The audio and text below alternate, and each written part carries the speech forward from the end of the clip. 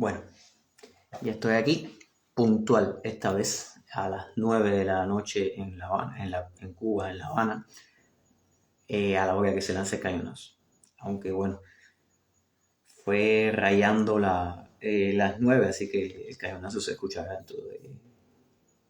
se escucha aquí unos segundos después, pero bueno, igual eh, no hace tanto, no me he demorado tanto en hacer esta especie de reseña que hago aquí, porque estoy leyendo un poco más rápido, estoy haciendo mi tarea, y entonces esta vez esto es una deuda que tenía pendiente, que es Viaje al centro de los mitos de Odilius Black. Quería comentarles de este libro, ¿no? Quería hablarles de este libro de Viaje al centro de los mitos. Cuando Odilius, o sea, este libro es de autoría de Odilius Black, que es la identidad secreta de Juan Julio Osvaldo Pujols, escritor de literatura especulativa, nacido en Azúa, República Dominicana. Odilius, los escritores de ciencia ficción del Caribe conocemos a Odilius Black, o al menos hemos oído hablar de él. Estamos hablando de un escritor excelente en cuanto a la pluma y al golpe, ¿no? No es, uno puede esperar en el Caribe tal vez ligereza de lenguaje o tal vez complejidad en términos de abstracciones de lo que estamos hablando, pero un lenguaje tal vez un poquitico más ameno. Pero Odilius Black juega al seguro. Odilius Black es de la Liga de Lezama Lima. Él te tira el lenguaje para arriba y si no lo entiendes, allá tú asúmelo. Él tiene su propio ritmo, él tiene su propia manera de contar las cosas y tienes que atemperarte al ritmo de él. Entonces, yo antes había leído otras cosas de Odilius, pero creo que Viaje al centro de los mitos marca un antes y un después. Cuando en esta feria, en la feria del año pasado, del 2023, que se hizo el lanzamiento de este libro, lo presentaban como neoindigenismo o semipunk o lo que sea, una tendencia que trata de usar la cultura indígena, obviamente la cultura taína, la cultura semicéntrica, o sea, orientada en el culto a los semí como centro de su mitopoiesis, de su world building, de su imaginario, ¿no? Entonces, confieso que yo le entré a este libro pensándolo, viéndolo como una cosa de semi-punk, como una cosa indigenista. Y por el camino me di cuenta que no lo era. Es una ciencia ficción del Caribe, pero está más conectado con el weird, con el raro, con el new weird latinoamericano, con el nuevo raro latinoamericano, que con el semipunk, pese a que tiene abstracciones taínas. O sea, no podemos, la herencia taína no podemos ignorarla. O sea, el protagonista es Fray Ramón Pané, por favor. O sea, el autor de casi todas del libro que recopila la mayor parte de las leyendas taínas en América. O sea, un personaje real que es su personaje, es asumiendo después de haber escrito sobre las leyendas en un ritual de la caoba.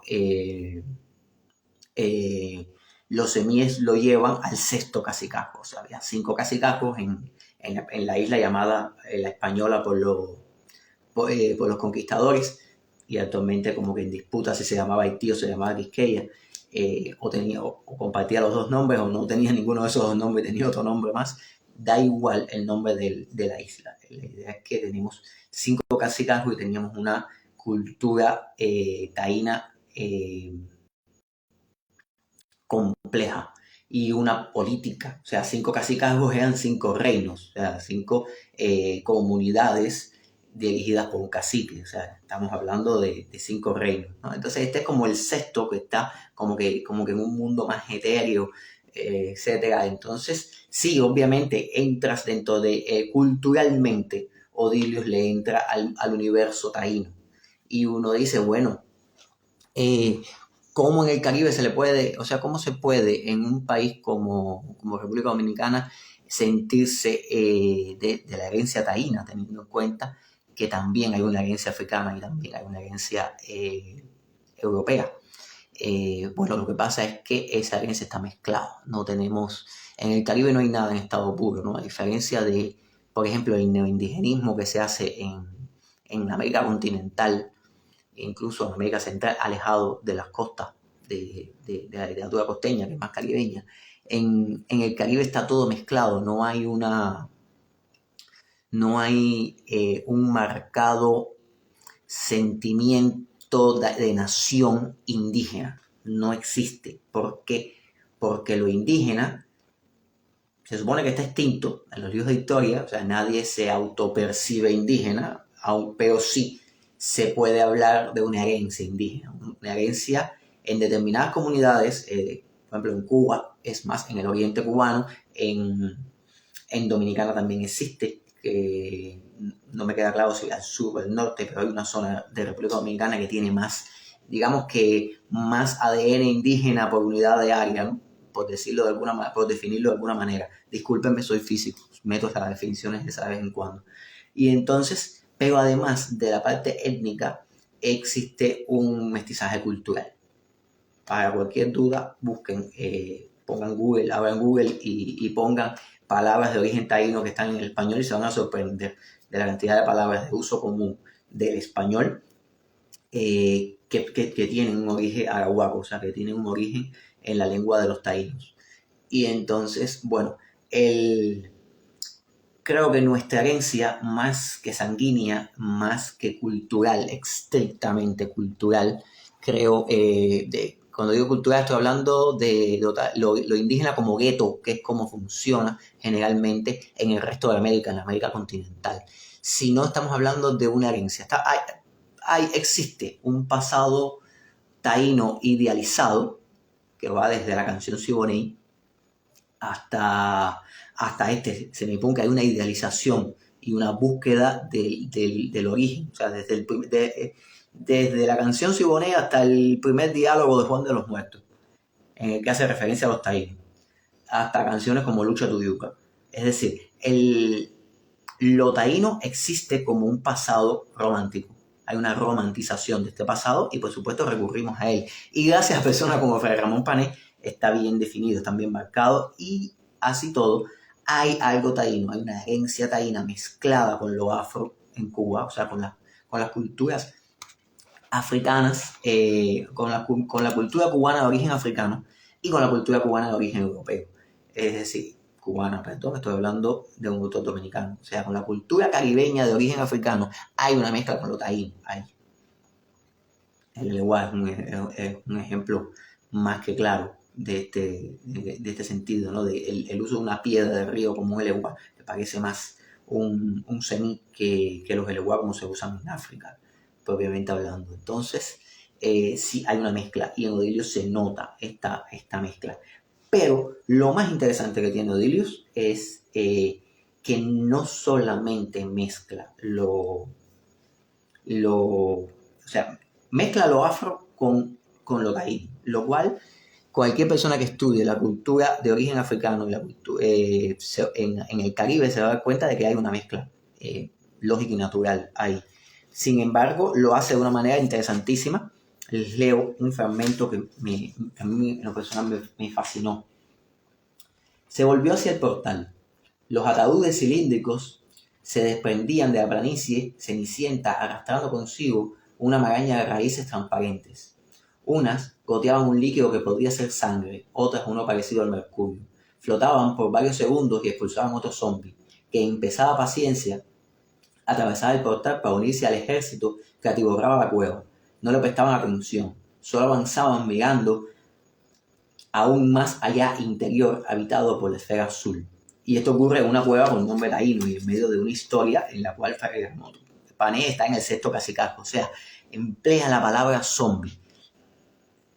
Se caga en la historia, es un escritor fantástico, es un escritor que está en el borde de la ficción especulativa, está en el borde de la ciencia ficción y no decide meterse en la fantasía, no apuesta por una fantasía a la anglosajona, apuesta por un weird, apuesta por un género extraño, tal y como se está empleando en Latinoamérica en estos momentos. Es decir, la historia se pone rara y bizarra y culturalmente es tan enrevesada como es nuestra cultura caribeña. Es decir, zombie tiene origen africano, pero no es un concepto africano, es un concepto americano, un concepto del Caribe. Es un concepto que tiene que ver con la plantación, con la dominación, con la esclavitud, con la dominación del individuo, con el uso con la deshumanización del individuo como esclavo. Tiene que ver con la esclavitud, es un producto de la esclavitud.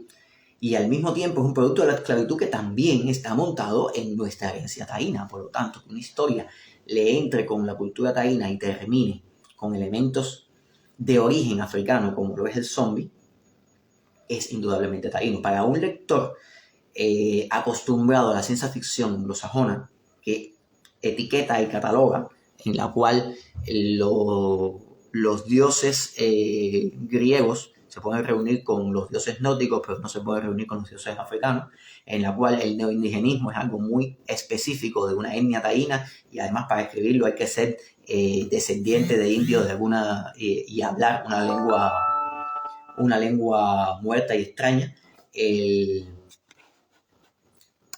Para un escritor anglosajón o para un lector de ficción especulativa y de ciencia ficción anglosajona, esto es muy raro. Obviamente esto es raro, pero tiene un sentido, y es que él hace una mitopoiesis muy particular. Él monta y crea un universo muy particular con el cual tenemos muchos puntos en común los lectores caribeños. Entonces les leo otro fragmento para que vean de lo que les hablo. La historia le resultaba familiar.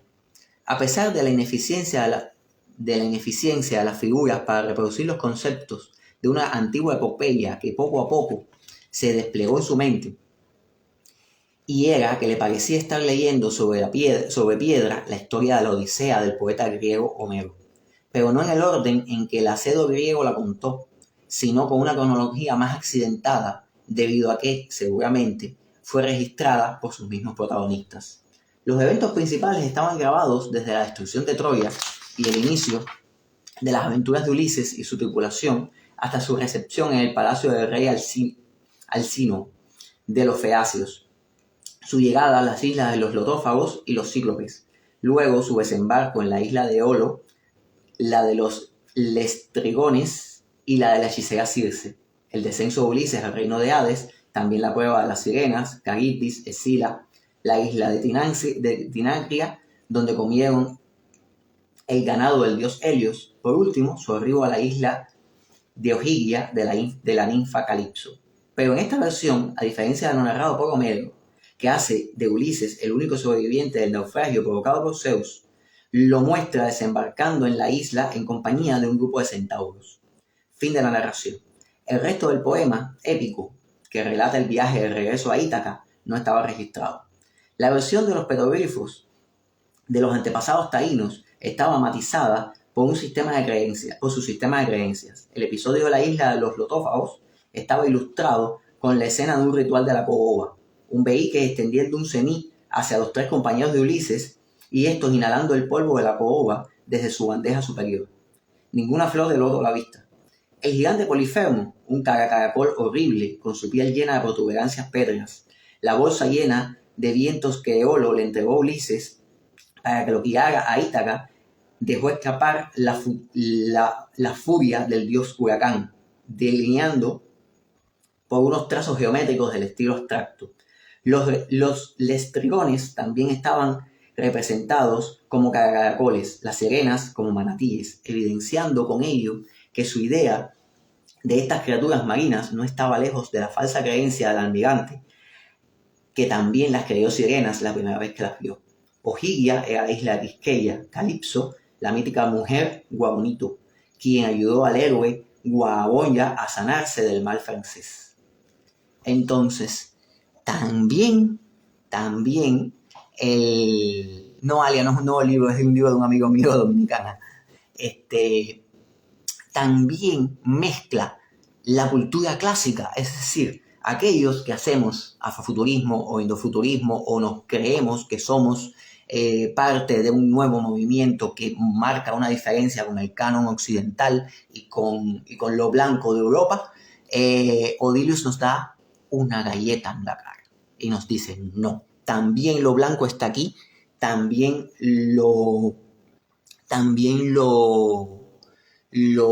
europeo tiene cabida en el Caribe. Lo europeo también tiene cabida en el Caribe. Y eso es algo maravilloso y es una lección de tolerancia que tenemos todos. O sea, yo realmente lo que pongo de mi parte europea en mis novelas, lo pongo sin quererlo, no lo pongo a voluntad. ¿Y a quién la pone a voluntad? Pone incluso a la cristiandad. Estamos hablando de Fray Ramón Pané con un crucifijo que parece prácticamente un superhéroe, enfrentándose a cosas y no juzga, o sea, no es el sacerdote blanco enfrentándose a los demonios indios, aunque desde su perspectiva eso es lo que él está haciendo, él está enfrentando fuerzas satánicas completamente, pero el universo es mucho más profundo, el universo es mucho más enrevesado, mucho más interesante, podría decir yo, y mucho más rico, por supuesto.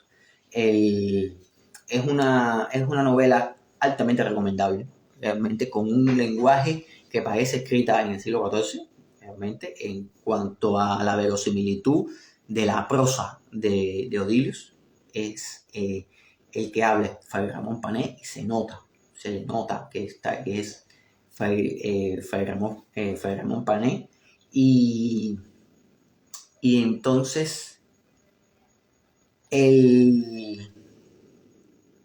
hago notar que Odilius Black no trabaja solo, no trabaja en solitario. Es decir, si este libro hubiera sido de cualquier otra editorial, es decir, de una editorial que hubiera cogido los derechos de Odilius, el famoso escritor de por allá, y lo hubiera cogido y lo hubiera puesto,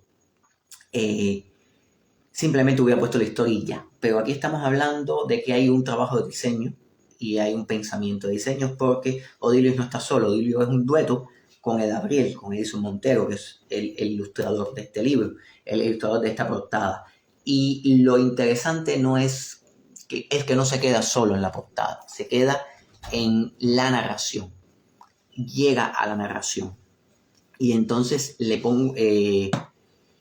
muestro, les voy a leer esta página. Fíjense que ya hay un trabajo visual ahí, entonces para leerlo tengo que estar enseñando.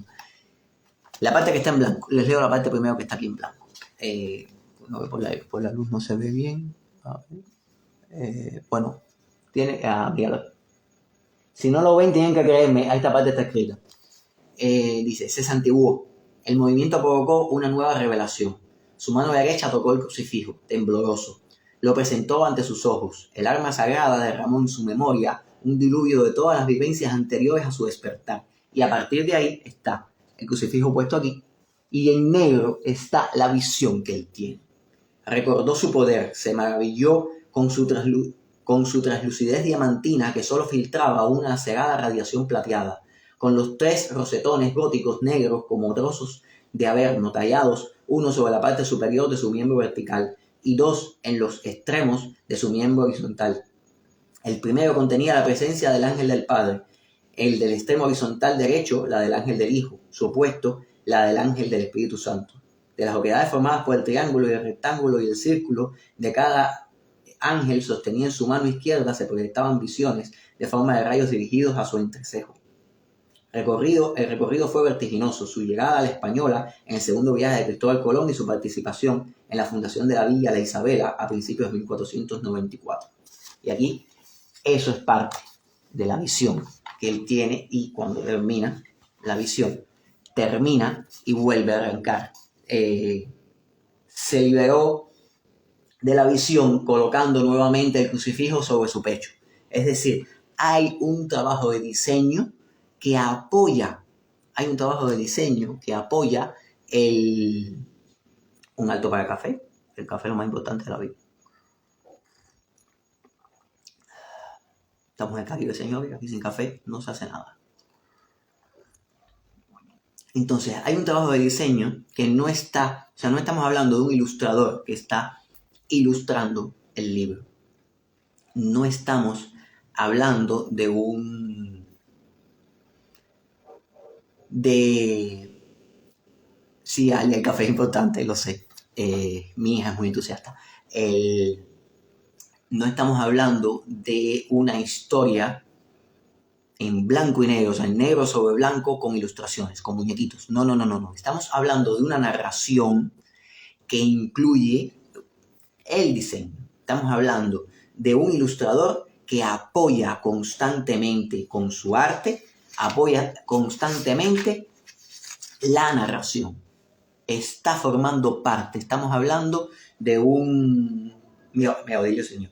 Estamos hablando de un diseño, de un diálogo de un diseño que está dialogando constantemente de un modo visual con el lector. Es decir, es un libro que no solamente se lee, sino que también se aprecia. Si lo dijera en términos, por ejemplo, japoneses, sería un libro que se está leyendo en caracteres idiomáticos, en caracteres alfabéticos, y al mismo tiempo se está leyendo en ideogramas y en kanji. ¿Por qué? Porque constantemente cuando leemos este libro, nuestro cerebro está decodificando la historia en términos narrativos, en términos de letras, pero también la está decodificando por imágenes. Y ese proceso, claro, es el proceso de la escritura normal que tienen los japoneses cuando se lee en el periódico, pero en español es algo novedoso. Tampoco es tan complejo. Es simplemente que estás leyendo y tus ojos, y de momento, hay lectores que yo he visto que dicen estos libros con muñequitos no me gustan. Entonces se saltan, no ven las imágenes, siguen leyendo la narración y punto. O lectores que lo que ven son los muñequitos y se saltan las páginas de narración negro contra blanco y lo que ven son los muñequitos. Aquí no puedes despegar una cosa de la otra. Aquí estás leyendo negro sobre blanco y de momento aparece una imagen que tienes que sentarte a observarla, hacer un alto necesario en la lectura y pasas a blanco sobre negro, por ejemplo. Los bordes, hay partes que tienen bordes y partes que no lo tienen. Hay partes que son como el formato del libro tradicional y partes que tienen un borde. Pero estos bordes están en la caverna que describe el texto. Por lo tanto, es una mezcla interesante de la visualidad con la lectura académica. Y eso hace mucho más dinámica la lectura. Me parece un libro excelente, un libro que, repito, tiene una mitopoiesis criolla, creo que es lo correcto. No es un libro que trate solamente sobre semíes, no es un libro que trate sobre indigenismo, no es un libro que defienda una tesis neoindigenista o un pasado taíno, para nada. Es un libro que defiende lo caribeño, la caribeñitud, creo que acabo de inventar el nombre. Defiende lo caribeño que hay en nosotros, defiende el Caribe porque defiende la mezcla, porque es un libro que desde el principio arranca focalizado en la cultura taína, arranca focalizado en nuestro pilar originario y de momento deja entrar al pilar europeo, deja entrar al pilar africano y no contento con tener esas tres culturas dentro de la narración que está creando, es una narración fantástica, de corte fantástico, es decir, él no está haciendo un trabajo de antropología, él está narrando una historia fantástica y cuando lo hace, mezcla estos tres pilares, mezcla estas tres culturas y te pone semíes, veíques espectrales, sacerdotes pidiéndole fuerzas al Espíritu Santo y zombies. Y así como yo lo cuento parece muy bizarro, pero en realidad todo es armónico y ayuda la forma de narrar de Odilio que le decía al principio, esa manera lesamiana y hasta por momentos densa que tiene Odilio de enfrentar el lenguaje, de respetar el español en toda su belleza y marcando un ritmo que es lento pero aplastante, como cual tanque de guerra. No aclaré si el tanque de guerra es ruso o es ucraniano. Como tanque de guerra. Va lento, va aplastante y te va entrando en una visualidad, te va entrando en un espacio imaginario que es único, es muy propio de él. no hay ninguna pretensión de contemplar el universo que he creado o contemplar mi destreza narrativa. No, para nada. Es un libro que parte dentro de lo humilde, que parte de hacer una mitopoiesis sin mayores pretensiones, crea un universo fantástico muy particular. El café, maravilloso, por cierto. Parte de un universo, crea un universo muy particular montado en la cultura de su país. Eso lo hace con toda la humildad del mundo y sin mayores pretensiones. Y cierto, Valia es un libro muy artístico, es un libro como objeto, es un libro como obra de arte. Creo que la idea de Odilios y el Gabriel, porque aquí ya estoy hablando de la dueta de Odilios y el Gabriel, que es una dueta para contar una historia. O sea, lo importante es la historia. O sea, estamos hablando de narrativa, pero también estamos hablando de arte. Estamos hablando de la experiencia de la lectura llevada a otro nivel. Y es a otro nivel en muchos sentidos, porque no solamente a otro nivel desde el punto de vista que la ilustración apoya, que la ilustración está todo el tiempo apoyando la visualidad, la narración, la escritura. No es solo eso. También estamos hablando de que está creando un universo nuevo, está creando un universo que entremezcla varios puntos culturales que hasta ahora en el discurso de la metrópoli y en el discurso de las colonias, en todo este repiqueteo colonial y excolonial y globalizante y etcétera, son elementos que están opuestos, que históricamente han estado opuestos, y que verlos en la narración con total armonía, repito, nos da una lección a todos. Es indiscutiblemente un libro caribeño, no cabe duda que es una narración caribeña, está marcando un antes y un después de la narración caribeña, está tendiendo puentes con el neo-weird latinoamericano, está tendiendo un puente muy grande, demuestra que también hay un weird caribeño, no tienen idea del trabajo que he puesto que yo paso para pronunciar la palabra raro en inglés. Weird es rarísimo. Yo arrastro la R, por lo tanto la R esta que anglosajona de weird me cuesta un trabajo enorme, por lo tanto a partir de ahora diré raro y el raro va a sonar igual de weird porque yo arrastro la R, así que este es un ejemplo del raro caribeño, del nuevo raro caribeño o de la rareza caribeña. Entonces, este tipo de narración, este tipo de historia, este tipo de mitopoiesis es profundamente, no tiene precedentes. En mi opinión, no tiene precedentes. Tiene muchos puntos en contacto con la literatura que se hace de afición especulativa que se hace en el Caribe, tiene muchos puntos con este nuevo movimiento del fantástico y de la ficción especulativa latinoamericana, tiene mucho que ver con el raro de otros lugares, pero fundamentalmente es un libro que habla de sí mismo. O sea, Odilios habla de sí mismo, habla de su cultura, es un libro profundamente dominicano, se nota el tono dominicano, se le nota la mezcla de la cultura dominicana y se le nota la mezcla del Caribe. Y es una lección para todos nosotros. Repito, hay un antes y un después de este libro, no se los olvide. Y este es un libro de la editorial, no me queda claro que la editorial sea Mentes Extremófilas. Mentes Extremófilas, a mí nunca me queda claro si es una editorial o si es un grupo. O si son las dos cosas, o si es la identidad secreta de Odilius Black, que es superhéroes por la noche. Nunca me ha quedado claro y tampoco me lo cuestiono. Es un libro de Mentes Extremófilas y es un libro de la Editora Nacional del Ministerio de Cultura de la República Dominicana. Y lo más importante, es una joya. Es una joya, es una obra de arte.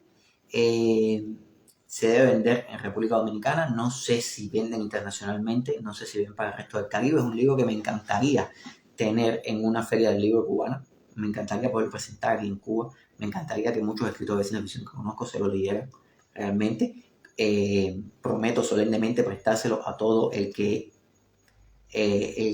me garantice que me lo va a devolver para poderse prestar a más personas. Este ejemplar está dedicado al que se lo preste, sabe que iré por él, si no me lo devuelve. Y entonces, bueno, eso es un libro caribeño. Y es gracioso porque desde que empecé esta especie de sección en mi canal de Instagram de hacer video reseñas, es el segundo libro que hablo dentro del tema del raro. O sea, de Flor Canosa es un libro raro y el de libros es un libro raro. No es moda, es que somos raros. O sea, quien me conoce sabe que yo no soy normal.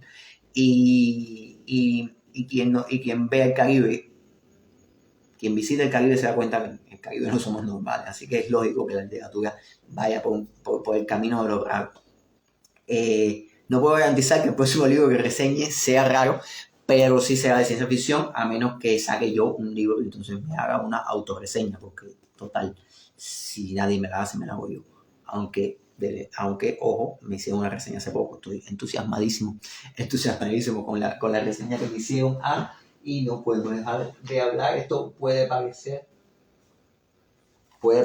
un autobombo, pero me hicieron una reseña del signo del tigre, que también se puede encontrar en República Dominicana y también se lanzó en 2023 junto con este libro, y no puedo dejar de darle propaganda porque es mi libro, y no es porque yo esté haciéndome propaganda a mí mismo, ¿no? Y que comprar mi libro también me beneficia a mí, sino porque es mi precioso, es mi último nené, mi niño lindo, y entonces lo quiero mucho.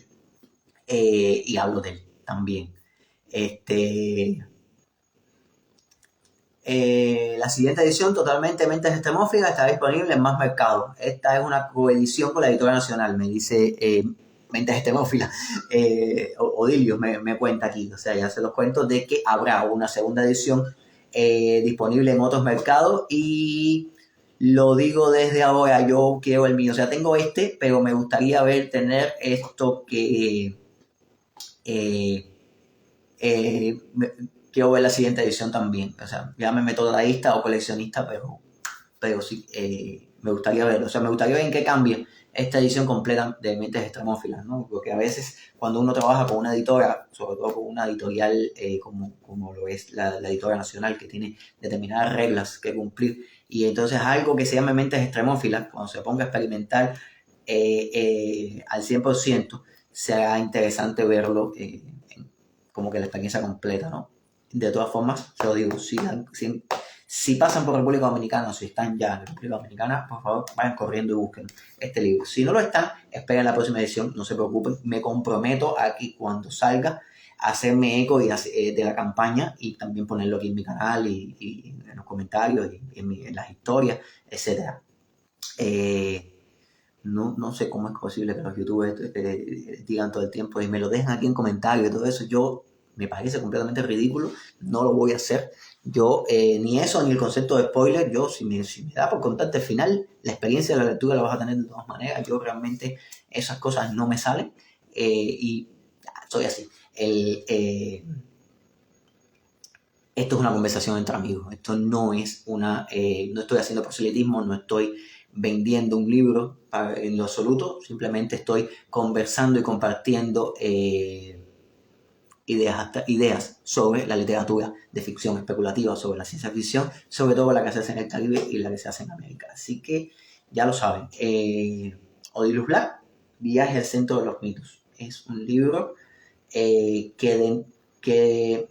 en 5 años va a ser de lectura obligatoria dentro de la llamada ciencia ficción del Caribe, sin lugar a dudas. Entonces, les prometo no perderme. Yo leo lento, tengo una lista de lecturas grande, y quiero cumplir estos compromisos. O sea, yo no me gano nada con estas directas, más allá de mi propio goce y mi entretenimiento. Y entonces, se los prometo, porque creo que si tanta gente ve los videos, significa que en algo le aportan. Así que, por lo tanto,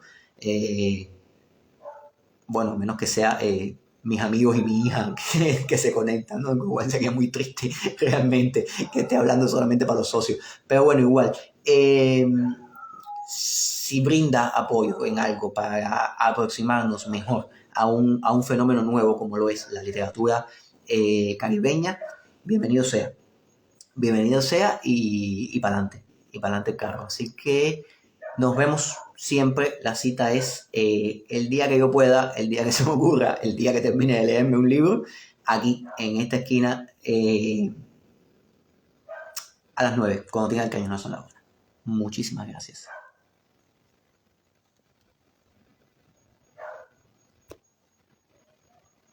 Y esta es la parte en la que se me olvida cómo apagar esto.